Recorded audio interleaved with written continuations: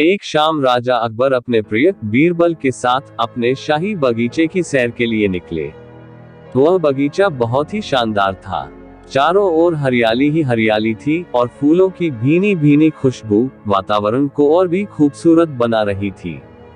ऐसे में राजा को जाने क्या सूझा कि उन्होंने बीरबल से कहा, बीरबल, हमारा मन है कि इस हरे भरे बगीचे में हम हरे घोड़े में बैठकर घूमें।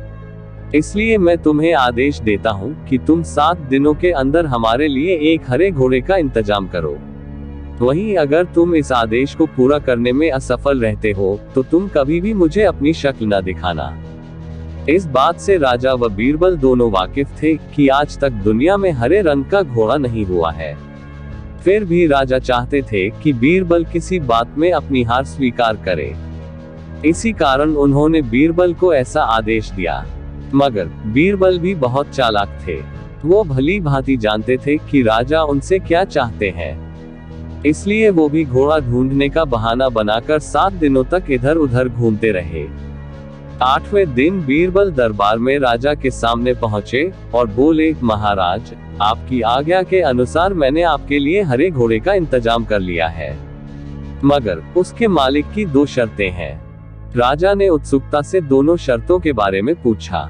तब बीरबल ने जवाब दिया, पहली शर्त यह है कि उस हरे घोड़े को लाने के लिए आपको स्वयं जाना होगा। राजा इस शर्त के लिए तैयार हो गए। फिर उन्होंने दूसरी शर्त के बारे में पूछा। तब बीरबल ने कहा, घोड़े के मालिक की दूसरी शर्त यह है कि आपको घोड़ा लेने जाने के लिए सप्ताह के 7 दिन के अलावा कोई और दिन चुनना होगा।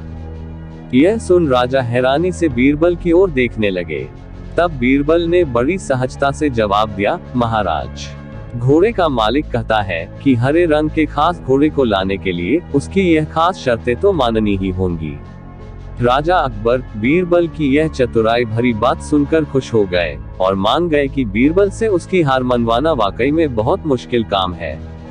कहानी से सीख।